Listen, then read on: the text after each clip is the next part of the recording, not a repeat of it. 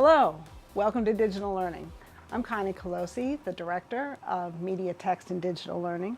On our show today, we are going to be learning about Office 365 OneNote and how one school here in Pinellas County is using OneNote to implement personalized learning. I have with me here today Dennis Russo, Grant Specialist, and I'm going to have Dennis tell us about his work. Well, the grant that I'm over is Pinellas Innovates, and that is dealing with personalized learning in our school systems.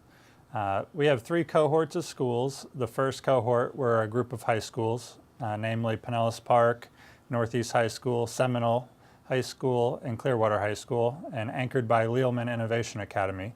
Each of them are trying to redefine what teaching and learning looks like at their school, making it much more personalized to each individual student.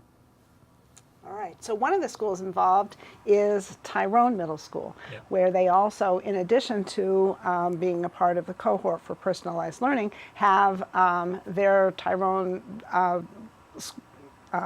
magnet program for innovation and technology, right? Yes. So we went and we visited the classroom for 6th grade math teacher, Jessie Boyce, and she talked with us a little bit about personalized learning in her classroom. So let's take a look at Jessie. For me, personalized learning is really just giving students that choice of how they best learn. So with a lot of projects that we're doing, or a lot of lessons, the students really get to choose whether they would like to watch a video to gain knowledge, or take notes from the textbook, or sit with the teacher and learn from me. It's just really going with what best suits their needs in order to process the information. Dennis, from the minute we walked into Jessie's classroom, we could tell we were not in a typical classroom. Can you tell us a little bit about what we saw there, how it was different? Well, the first thing you notice is the flexible seating arrangements that she has. She has beach chairs, beanbag chairs, low seating, high seating, all types of different things to really, as soon as a student walks through, they get to feel where they are most comfortable to learn. The lighting was very natural. She had the windows open, the fluorescents turned down, and of course she was welcoming them at the door, just getting them ready to go right from the get-go. So we asked her what her thinking was about this, and we talked to a couple of her kids to see what they thought of it as well.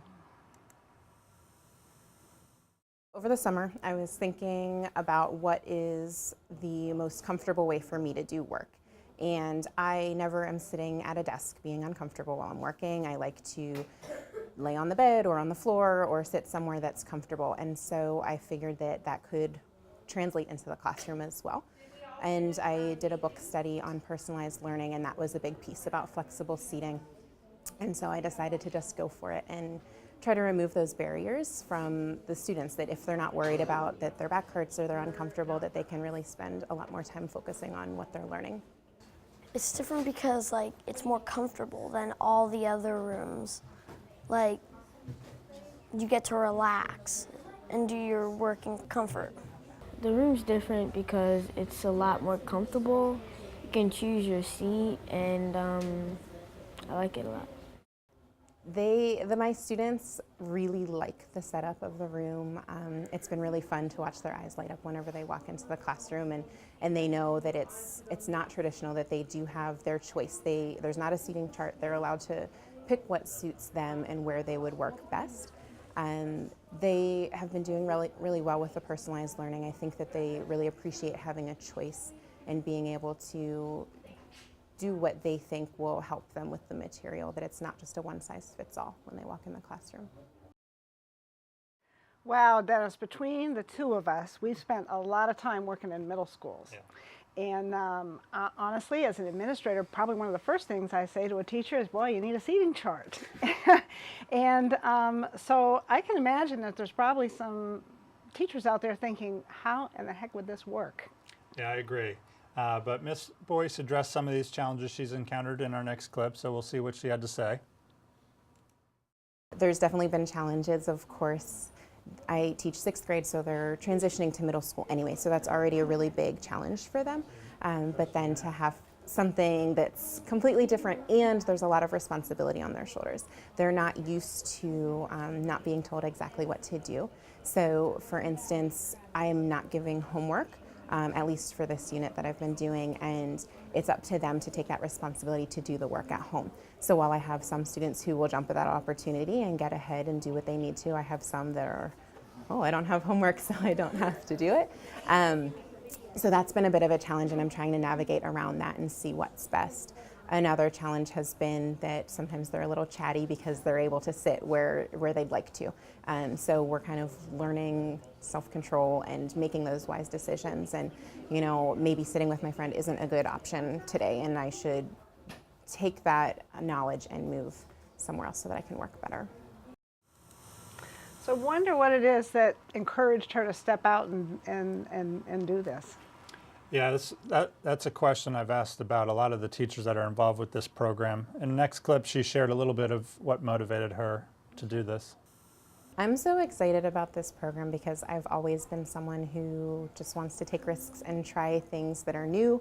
And when it sounds scary, I want to do it because I don't like to do the same old thing all the time. So I kind of jumped at the opportunity, especially when I changed my classroom. I figured it might not work, but I want to try because that's what it's all about and that's how you learn. As I'm watching these clips, I see that each of the kids have something in their hands, a device. Tell us a little bit about that. Yeah, they are part of the Center for Innovation and Technology at Tyrone, so each student does have a tablet checked out to them that they carry through the day for all their classes. It lets them have access to hardware and the software that they're using. We're using a thing called a Dell Venue. It's like a tablet and a computer, because you can attach a like a keyboard to it, and you get to type. It's pretty cool. It's got a touch screen. Our students that are in the 7th grade this year used Microsoft Surfaces. So, and that's what I have, that's what I use. And then our students this year, the 6th graders, have Dell Venues that they use. It's the same platform, a Windows-based. We use lots of Microsoft. So we use Microsoft OneNote for almost everything.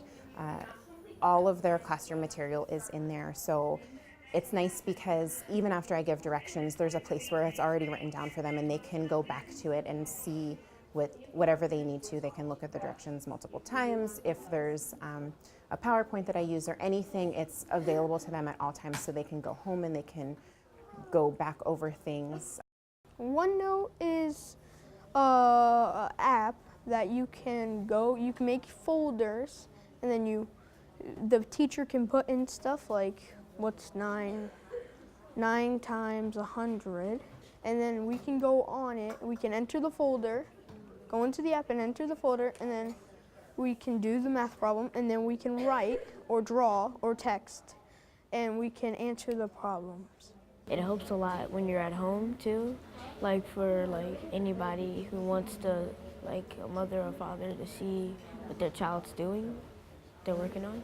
OneNote is a program that it's kind of like a digital binder that it has different tabs and pages, and that you can really keep everything that you need. I use it for absolutely everything, all of my staff meetings, everything's all in one place. Now the difference with Class Notebook is that it has a notebook for me where I can keep all of the material, and then each student has their own notebook as well. So from the teacher view, I can see every student, I can see everything that they're putting into the notebook. But the student view, they see their own and they see my space. So there's something called a content library, which is kind of like a virtual filing cabinet where I keep all of my copies. And the students can go into the content library and move it over into their notebook. And once they move it into their notebook, then it becomes editable and they can do all of the work there, and it updates in real time. So I always tell them, I can watch you doing your homework if I want to, but it's just a really neat thing that I can see as they're working. I can see where their mistakes are. I can write right on my screen, so if I see a student who's not doing what they're supposed to, I can say, why aren't you working on this? And all of a sudden it pops up on their screen and they can go from there. It's just a really good platform to eliminate paper.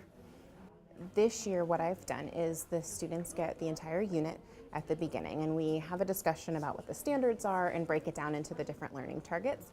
Now for each learning target, they have, I called them may-dos, so they have options for each learning target. So if my target is I can add decimals, I can watch a video online and take notes there, or I can read the textbook and go through the examples and do practice problems, things of that nature. So it's really catering to how they best learn. So they have to choose one from each category.